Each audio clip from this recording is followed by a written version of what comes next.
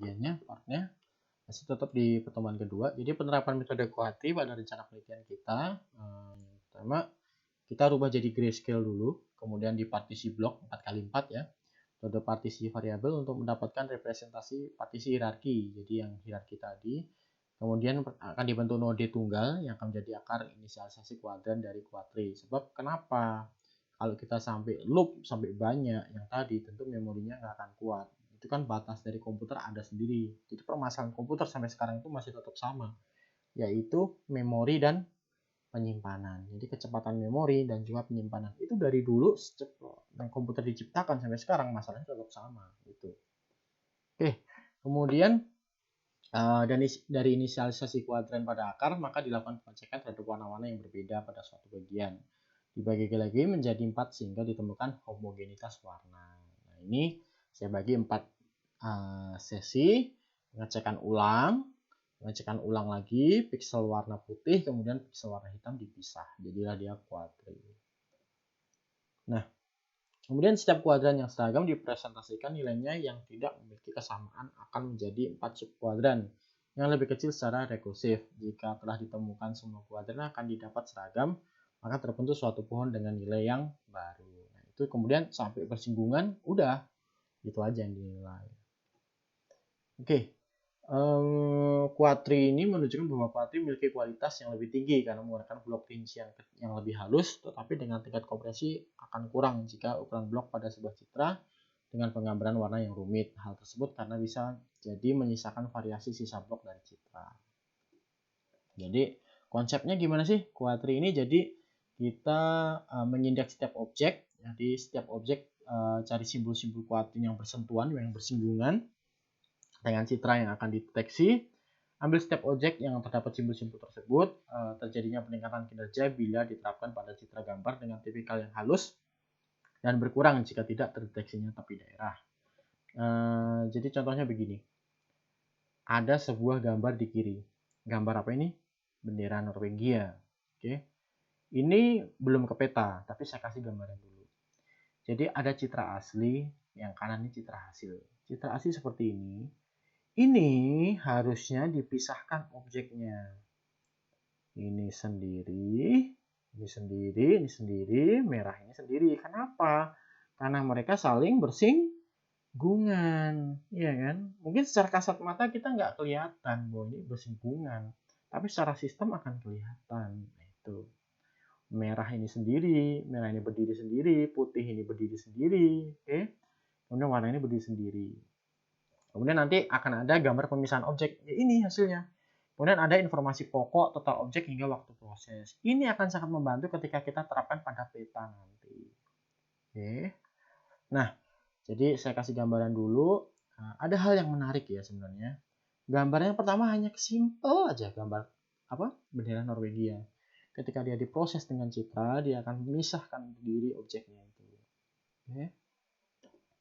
Berikutnya total rencana sistem hingga ke output. Jadi diawali mulai input citra, scanning pixel, grayscale, inisialisasi, quadri, segmentasi hingga output dan berakhir.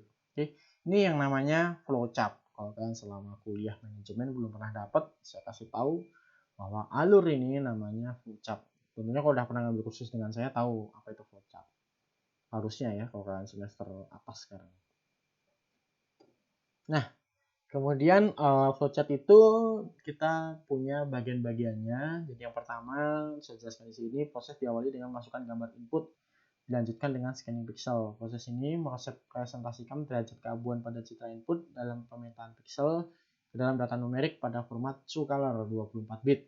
Tadi ya, pixel-pixel tersebut di dalam dimensi array tinggi dan lebar sesuai ukuran pixel pada gambar input. Yang pertama, di input dulu.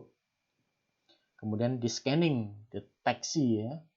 Yang kedua, di grayscaling ini jadi proses untuk penentuan warna dari komponen merah, hijau, dan biru ke dalam komponen tunggal format 8 bit. Oke. Kemudian yang ketiga, proses dilanjutkan dalam urutan inisialisasi, yaitu proses membagi area citra input ke dalam quadratic transformatory. Cara yang digunakan adalah membagi gambar input ke dalam 4 kuadran selama pixel-pixel dalam region tetap terdapat perbedaan intensitas, maka dia akan dibagi.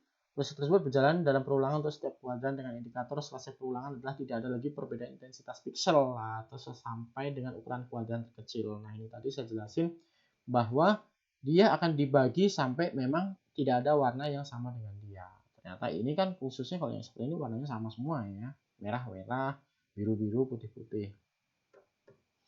Oke, yang terakhir kuncinya di sini Quadri. Jadi segmentasi warna dikerjakan pada setiap region dalam ukuran minimal kuadran dan kuadran yang terdiri dari intensitas piksel yang homogen.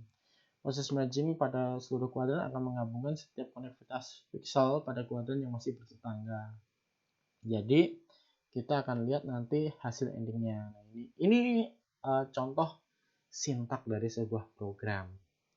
Oke, kalau kita perhatikan dulu, jangan langsung mabuk ya lihat ini, karena ini memang program itu diawali dari flowchart diawali dari ide ke flowchart ke program. Itu yang kami dapatkan selama kuliah teknologi informasi dulu.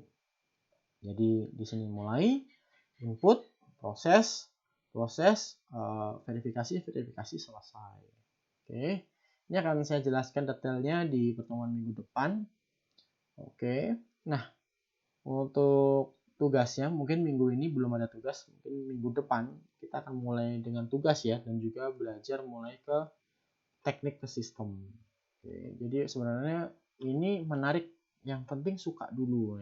Ini gambaran dari Delphi seperti ini. Kalau kita bikin nanti deteksi tepi, oke, jadi silahkan nanti bisa pakai lab komputer ya mulai minggu depan. Kalau mau dicoba malam bisa install Delphi dulu, nanti saya akan kasih tahu linknya. Oke, cukup sekian pertemuan kita hari ini. Jika ada pertanyaan lebih lanjut boleh WA saya, japri saya.